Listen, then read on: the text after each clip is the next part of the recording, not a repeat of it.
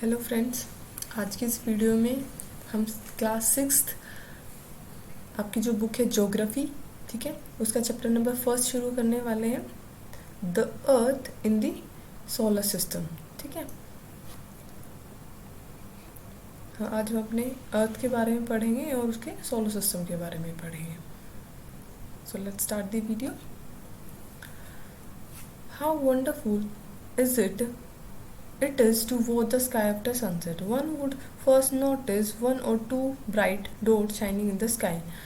ठीक है, जो चैप्टर की शुरुआत होती है वो किस तरीके से कि सनसेट के बाद, जब सनसेट हो जाता है, सनसेट होने के बाद स्काई को देखना कितना वंडरफुल होता है। वन वुड फर्स्ट नोटिस, अगर कोई पर्सन स्काई को नोटिस करेगा तो फर्स्ट टाइम वो क्या देखेगा सनसेट के बाद स्काई में? वन और टू ब्राइट ऑब्जेक्ट्स, कि एक या दो कुछ ब्राइट डॉट्स, उसको शाइनिंग ब्राइट डॉट्स स्काई में दिखाई दे रही है। Soon you would see the number increasing. Gradually आप क्या देखेंगे कि जो शाइनिंग ऑब्जेक्ट्स थे, शाइनिंग जो डॉट्स थे, वो क्या हो रहे हैं, उनके नंबर्स इंक्रीज हो रहे हैं। You can not count them any more. अब शुरू में तो आपने 1 और 2 3 4 काउंट कर लिया, बट धीरे धीरे आप उन्हें काउंट नहीं कर पाएंगे। The whole sky is filled with tiny shiny objects, some are bright others dim. अब क्या बोला गया है कि जो अब थोड़े टाइम के बाद क्या होगा, द होल स्काई, पूरी स्काई क्या होगा, टाइनी छोटे छोटे शाइनिंग ऑब्जेक्ट से पूरी स्काई फिल हो जाएगी। कुछ ब्राइट होंगे और कुछ थोड़े डिम होंगे।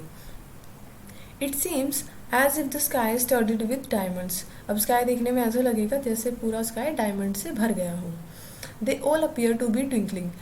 कैसा अपीयर हो गए, तो सारे जो टाइनी शाइनिंग ऑब्जेक्ट्स थे, छोटे छोटे शाइनिंग ऑब्जेक्ट्स थे, वो आपको कैसे अपीयर होंगे, ट्विंकल करते हुए दिखाई देंगे। ठीक है, but if you look at them carefully you will notice that some of them do not twinkle as others do. ठीक है, बट अगर हम उन्हें केयरफुली नोटिस करेंगे ना स्काई में, उन छोटे शाइनिंग ऑब्जेक्ट्स को, तो हम क्या देखेंगे कि उसमें से कुछ जो ऑब्जेक्ट्स हैं वो तो ट्विंकल, ठीक है, डू नॉट ट्विंकल, कुछ ट्विंकल नहीं करते हैं, जैसे कि बाकी जो ऑब्जेक्ट्स हैं, यानी कि कुछ आपको ट्विंकल करते दिखाई देंगे बट कुछ आपको नहीं देंगे। जो नहीं दे रहेंगे उनके बारे में क्या बताया गया, they simply glow without any flicker just as the moon shines. कि जो ऑब्जेक्ट्स आपको ट्विंकल करते हुए नहीं दिखाई दे रहे वो क्या करें, they are just simply glow, कि वो सिर्फ ग्लो कर रहे हैं विदाउट एनी फ्लिकर, कोई फ्लिकरिंग नहीं हो रही है। ठीक है, सिंपली ग्लो करते हुए आपको अपीयर होंगे just as the moon shine, जैसे कि मून शाइन करता है ना, ट्विंकल नहीं करता है मून। ठीक है, उसी तरीके से आपको कुछ ऑब्जेक्ट सिर्फ सिंपली ग्लो करते हुए दिखाई देंगे जैसे कि मून शाइन करता है। Next is along with these bright objects you may also see the moon on most of the days। अब जब आप ब्राइट ऑब्जेक्ट्स हम स्काई में देखते हैं नाइट में, इन ब्राइट ऑब्जेक्ट्स के साथ क्या बोला गया, you may also see the moon on most of the days, कि ज़्यादातर रातों में आप क्या देख पाएंगे, आप मून को भी देख पाएंगे। It may how ever appear at different times in different shapes and at different position. अब मून के बारे में क्या बोला गया कि आप most of the days moon को भी आप स्काई में देख पाएंगे, बट क्या वेरी करेगा, it appear at different times, की जो मून का टाइमिंग है अपीयर होने की वो वेरी करेगी। ठीक है, मून की शेप है, मून यानी कि मून के स्काई में अपीयर होने का टाइम, उसकी शेप, उसकी पोजीशन भी वेरी करते हुए आपको दिखाई देंगे। कभी आपको शेप फुल मून में दिखाई देगी, कभी आपको हाफ मून दिखाई देगा, ठीक है, कभी क्रिसेंट मून दिखाई देगा। तो इस तरीके से आपको मून की जो शेप्स है, उसकी पोजीशन, उसकी टाइमिंग भी वेरी करते हुए अपीयर होंगी। You can see the full moon once only once in about a months time. कि अब क्या बोला गया, जो हम फुल मून होते हैं ना, यानी कि फुल मून इस तरीके से जो कंप्लीट हमारा मून होता है ना, ये हम सिर्फ मंथ में एक ही बार इसको देख पाएंगे स्काई में। It is full moon night और पूर्णिमा। और जिस रात में हमें ऐसा फुल मून, ऐसा पूरी शेप में मून दिखाई देगा ना, उस रात को हम क्या बोलते हैं, अमावस्या या पूर्णिमा। सॉरी, फुल मून नाइट या पूर्णिमा। आपको देखो, अब आप इसको ऐसे रिलेट कर सकते हैं ना, कंफ्यूज नहीं होगी। फुल का मतलब यानी कि कंप्लीट, और पूर्णिमा में आपको दिखे ना पूर, ठीक है, यानी कि पूरा है वो, ठीक है, आपको पूरा मून दिखाई देगा। ठीक है, next is a fortnight later you can not see it at all. अब आगे क्या बोला गया कि जिस एक रात में ऐसा होगा कि आपको फुल मून दिखाई देगा, उस रात को हम फुल मून नाइट बोलेंगे या फिर पूर्णिमा बोलेंगे, ठीक है। बट फोर्टनाइट लेटर बाद क्या होगा कि जिस रात में आपने फुल मून देखा उसके फोर्टनाइट लेटर के बाद, यानी कि अ कपल ऑफ 2 वीक्स, आप 2 वीक्स भी बोल सकते हैं या 14 डेज, ठीक है। 14 डेज के बाद क्या होगा, it is a new moon night और अमावस्या, यानी कि अब जो नाइट आएगी ना, फोर्टनाइट लेटर जो नाइट आएगी उसमें आप क्या पाएंगे कि जो मून होगा ना आप उसे नहीं देख पाएंगे, वो आपको पूरे स्काई में कहीं पर भी आपको विजिबल नहीं होगा। अब उस नाइट को क्या बोलेंगे, न्यू मून नाइट या अमावस्या, ठीक है। यानी कि जिसमें आपको फुल मून विजिबल हो, अपीयर हो, उस नाइट को हम बोलते हैं फुल मून नाइट। और जिस नाइट में आपको बिल्कुल भी मून नहीं दिखाई दे उस नाइट को हम बोलते हैं न्यू मून नाइट या फिर अमावस्या।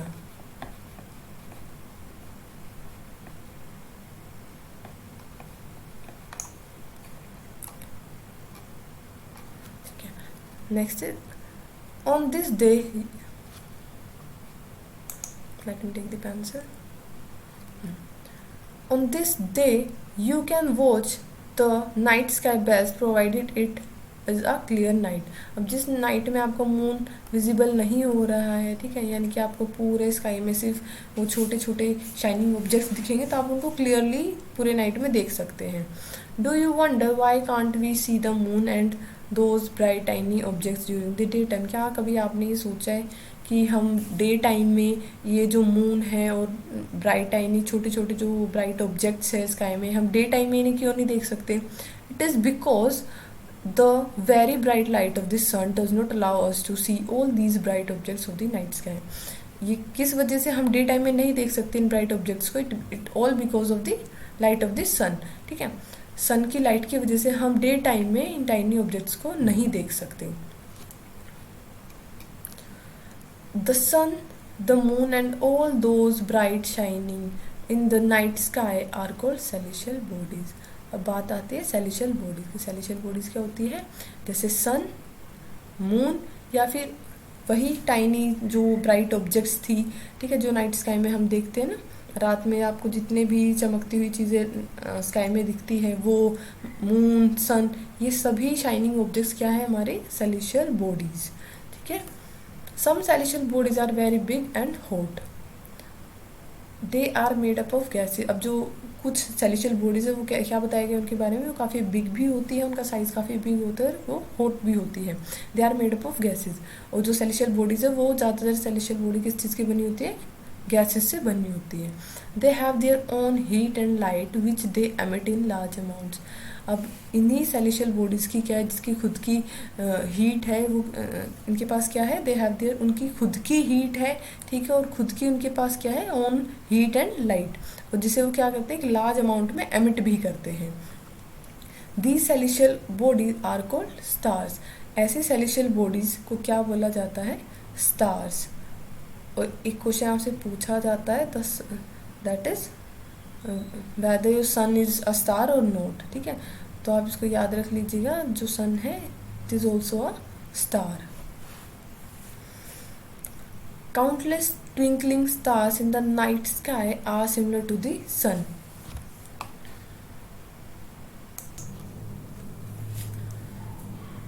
Stars in the night sky are, अब जो हम देखते हैं नाइट स्काई में काउंटलेस ट्विंकलिंग स्टार्स की ना अनगिनत स्टार्स दिखते हैं जो ट्विंकल कर रहे हैं, वो भी क्या बताया गया, are similar to the sun, वो भी सन की तरह ही है, but we do not feel their heat और light and they look so tiny because they are very very far from us, ठीक है।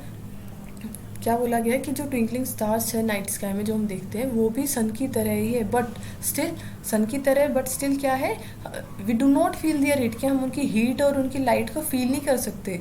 द रीज़न इज़ बिकॉज वो हमसे बहुत बहुत दूर है, ठीक है, इसीलिए वो हमें कितने टाइनी अपीयर होते हैं, है ना, बिल्कुल स्टार्स हमें कैसे छोटे छोटे दिखते हैं, बट सन और मून का साइज़ फिर भी हमें काफ़ी बिग दिखता है, ठीक है, तो इसीलिए क्या बोला गया कि वो इतने दूर है हमसे, they are very far from us, इसी वजह से we do not feel their heat and light. Wait a minute, यहाँ आपका एक एक्टिविटी भी आपकी दी गई है, लेट्स डू, ये आपका एक्टिविटी दिया गया है। You will need 1 torch, 1 sheet of plain paper, pencil and a needle. इस एक्टिविटी के लिए आपको किस चीज़ की नीड होगी?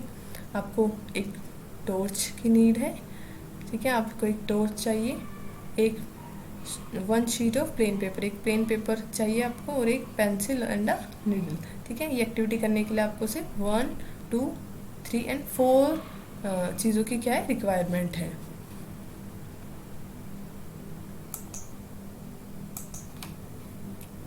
इस एक्टिविटी के लिए क्या बोला गया आपको?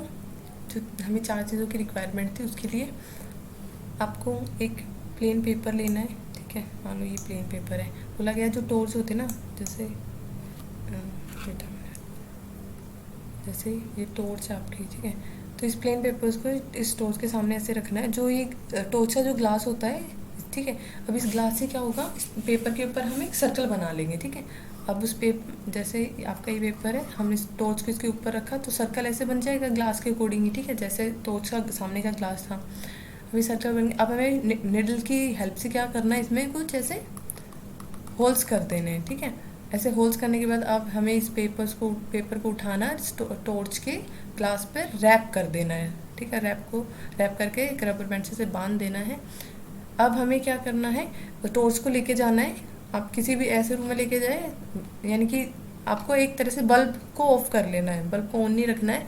और फिर आप टॉर्च को जब ऑन करेंगे, तब आप जो हमारी नाइट स्काई होती है, आप उसको एक तरीके से आप अपने सामने देख पाएंगे। ठीक है, यानी कि अब जो नीडल से जो ये होल्स हो गए थे, आपने अपनी टॉर्च जब ऑन की तो आप इसको क्या देखेंगे, आप अपनी वॉल पर उसी तरीके से जैसे हमें नाइट में टाइनी ऑब्जेक्ट्स दिखते हैं, उसी तरीके से आपको ये डॉट्स भी आपको इसी तरीके से दिखाई देंगे। बट जैसे ही आप अपने रूम की लाइट ऑन कर देंगे, तो क्या होगा, ये डॉट्स आपको विजिबल होना बंद हो जाएंगे। तो इसी चीज़ को आप इस तरीके से समझ सकते हैं। ठीक है, नेक्स्ट आगे मूव करते हैं।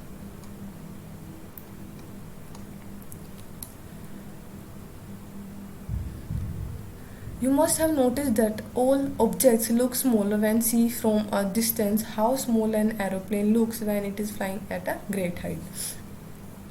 अब क्या बोला गया कि आपने मोस्ट ऑफ द टाइम में आपने ये नोटिस ज़रूर किया होगा कि जितने भी ऑब्जेक्ट्स हैं वो काफ़ी क्या दिखाई देते हैं, छोटे दिखाई देते हैं अगर हम उसे एक डिस्टेंस से देखें। तो अगर आप यहाँ पर खड़े हैं और ठीक है, यहाँ कोई ऑब्जेक्ट है, तो ऑब्वियस आपको एक डिस्टेंस की वजह से वो क्या होगी, काफ़ी छोटी दिखाई देगी वो ऑब्जेक्ट। ठीक है, how small an aeroplane looks, कि जो एरोप्लेन होता है कितनी हाइट पर ना फ्लाई करता है, उसकी वजह से आपको क्या होता है, काफ़ी कितना स्मॉल दिखता है ना aeroplane, just because of that great height.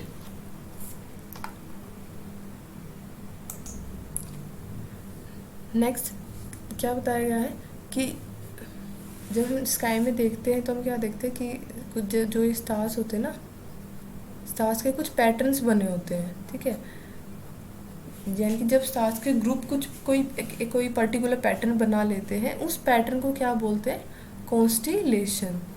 ठीक है, various patterns formed by the different groups of stars. ठीक है, जो पैटर्न्स स्टार्स जो पैटर्न बना लेते हैं, उन्हें उन पैटर्न्स को क्या बोला जाता है, कॉन्स्टिलेशन। ऐसे ही कुछ कॉन्स्टिलेशन है जैसे Ursa Major and big bear. ठीक है, ये कॉन्स्टिलेशन के नाम है, आप इनको मार्क कर लीजिएगा। One of the most easily recognizable constellation is the सप्तऋषि। ठीक है, सप्त मीन्स 7 एंड ऋषि मतलब सेजेस। उसी में से एक जो ज़्यादा रिकॉग्नाइज करने वाला है वो क्या है, सप्तऋषि। सप्तऋषि में आपको इसके सप्तऋषि का मीनिंग भी गिवन है, यानी कि 7 स्टार्स का जो पैटर्न फॉर्म होता है उसी का नाम दिया गया है Saptarishi. It is a group of 7 stars. ठीक है, जैसे आपको इस फिगर में भी दिखाया गया 1 2 3 4 5 6 एंड 7, यानी कि 7 स्टार्स का जो 7 स्टार्स के ग्रुप से जो पैटर्न फॉर्म होता है, उस पैटर्न को क्या बोलते हैं, सप्तऋषि कॉन्स्टेलेशन। ओके,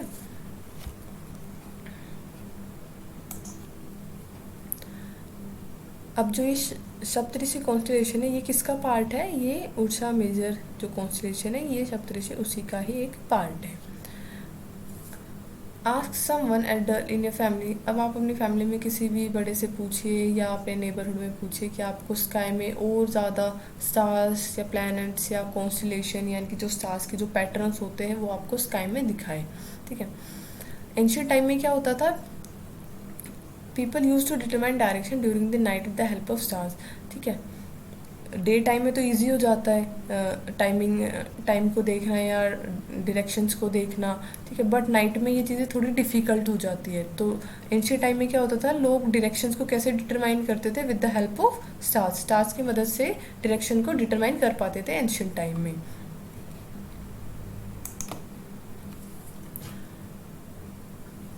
अब देखिए, डायरेक्शन फाइंड आउट करने के लिए हमें क्या चाहिए? एटलीस्ट एक डायरेक्शन तो हमें पता होना चाहिए ना, कि जैसे ये 4 डायरेक्शन है, north, south, east and west. अगर आपको सिर्फ एक डायरेक्शन भी पता चल जाए, आपको साउथ डायरेक्शन भी अगर पता चल जाती है, तो हम बाकी 3 को फाइंड आउट तो हो ही जाता है, ईजी हो जाता है। ठीक है, तो उसके लिए क्या होता था? The north star indicate the north direction. एक स्टार था, नॉर्थ स्टार था, जो हमेशा नॉर्थ डायरेक्शन को ही इंडिकेट करता था, यानी कि वो नॉर्थ डायरेक्शन में ही मिलता है। ठीक है, उसी स्टार को क्या बोला जाता है? Pole star. नॉर्थ स्टार भी बोलते हैं, उसे पोल स्टार भी बोलते हैं। जो ये पोल स्टार है ये हमेशा किस में रहता है? सेम पोजीशन में रहता है, स्काई में हमेशा आपको सेम पोजीशन में दिखेगा। अब इस पोल स्टार को भी फाइंड करना थोड़ा डिफिकल्ट है, बट इसको फाइंड कैसे किया जाता है? It always remains in the same position. The sky में हमेशा सेम पोजीशन में आप इसको देख सकते हैं।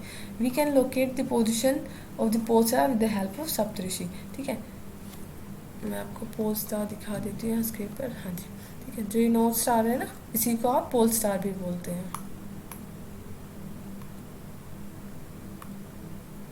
ठीक है, जो ये नॉर्थ स्टार है इसी को पोल स्टार भी बोलते हैं। अब इस नॉर्थ स्टार को कैसे फाइंड किया जाता है? विद द हेल्प ऑफ सप्तऋषि, यानी कि सप्तऋषि की ही मदद से हम इस नॉर्थ स्टार को या पोल स्टार को हम फाइंड कर सकते हैं। और जब हमें पोल स्टार मिल गया तो बाकी डायरेक्शन को भी नाइट में फाइंड करना थोड़ा इजी हो जाता है।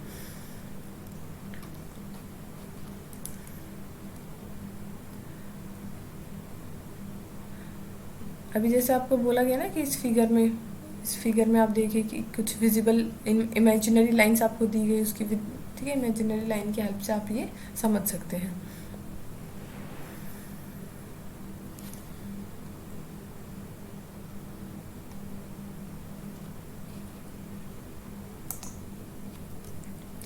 अभी तक हमने पढ़ा था कि जो सेलेशियल बॉडीज़ के बारे में पढ़ा था ना, कि जो ऑब्जेक्ट्स नाइट में शाइन करती है उनको क्या बोलते हैं? Celestial bodies. बट अब कुछ सेलेशियल बॉडीज़ ऐसे भी हैं जो कि जिनकी खुद की कोई हीट या खुद की लाइट नहीं होती, but still they lit by the light of the stars. कि बट वो किसकी वजह से लिट करती है, किसकी वजह से लाइट दिखती है उनकी, किसकी वजह से? With the help of the stars.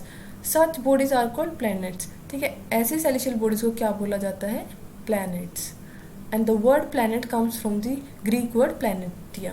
ठीक है, अब जो ये वर्ड है प्लैनेट, ये किस वर्ड से आया, कहाँ से आया? ग्रीक वर्ड से आया, प्लैनेटिया। ठीक है, विच मीन्स वॉन्डरर्स, यानी कि मैं यहाँ लिख देती हूँ आपको। ठीक है, प्लैनेट वर्ड कहाँ से आया? प्लैनेशिया। ठीक है, इट मीन्स वॉन्डरर्स। ये क्वेश्चन भी बहुत पूछा जाता है, जनरली पूछ लेते कि इस प्लैनेट वर्ड कहाँ से आया है और प्लैनेशिया का मीनिंग क्या है। ठीक है, तो आप इसको अच्छे से रीड कर लीजिएगा, मार्क कर लीजिएगा।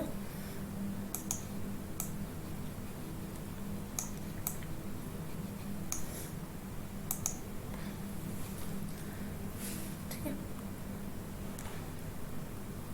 The earth on which we live is a planet, it gets all its heat from the sun which is a nearest star. ठीक है, अब जिस प्लैनेट पर हम रहते हैं उस वो प्लैनेट क्या है? That is earth. हम किस पर रहते हैं? अर्थ पर रहते हैं। और अब अर्थ को जो हीट एंड लाइट वो कहाँ से मिलती है? वो भी सन से मिलती है। आप देख ही रहे हो कितनी हीट मिले, कुछ ज़्यादा ही मिलने लग गया आजकल तो। ठीक है, और सन क्या है? सन हमारे अर्थ के काफ़ी सबसे पास का स्टार है वो क्या है? हमारी अर्थ के सन ही है। तो sun is our nearest star. If we look at the earth from great distance, say the moon, it will appear to be shining just as the moon.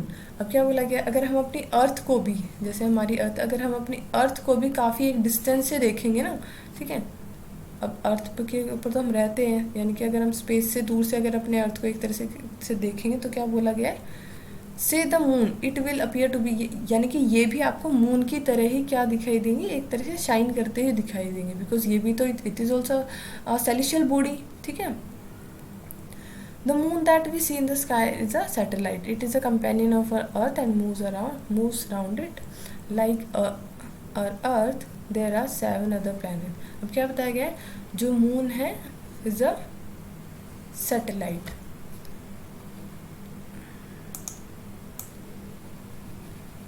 Wait a minute, let me erase it.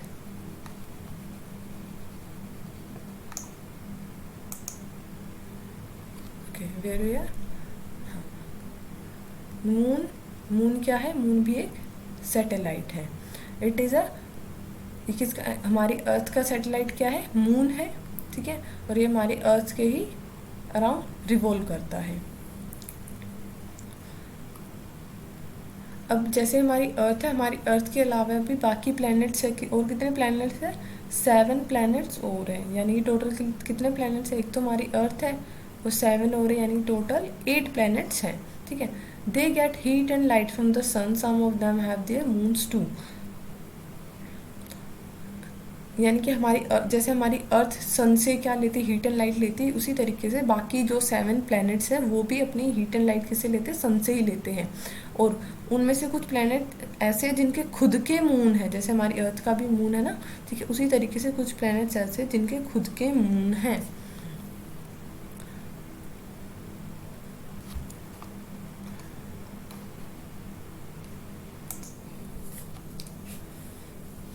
यहाँ देख लेते हैं क्या दिया गया, interesting fact. Jupiter, Saturn and Uranus have rings around them. ठीक है, यानी कि यहाँ 3 प्लैनेट्स के नाम दिए गए, that is Jupiter, Saturn and Uranus. ठीक है, इनके चारों तरफ क्या है, have rings around them. These are belts और स्मॉल डेब्रिस. यानी कि जैसे ये आपका प्लैनेट है तो इसके चारों तरफ क्या है, कुछ डेब्रिस की एक बेल्ट के तरीके से बनी हुई है. डेब्रिस एक तरह से मलबा होता है, ठीक है, इनके छोटे छोटे पत्थरों से कुछ ऐसे सर्कल सा रिंग बन चुका है, ठीक है, इन तीनों प्लैनेट्स के चारों तरफ. These rings may be seen from the, but अब जो प्लैनेट्स के जुपिटर, सैटर्न और यूरेनस, जो ये 3 प्लैनेट्स हैं, इनके चारों तरफ जो ये रिंग है ना, ठीक है, डेब्रिस से बनी हुई जो ये रिंग है, इसको किस तरीके से इसको कैसे देखा जा सकता है, with the help of powerful telescope. यानी कि किसी पावरफुल टेलीस्कोप की हेल्प से ही हम अपने अर्थ से भी इन बेल्ट को देख सकते हैं.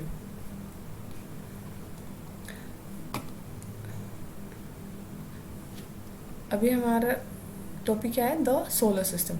The sun, 8 planet, satellites and other celestial bodies known as asteroids and मीटियोइड्स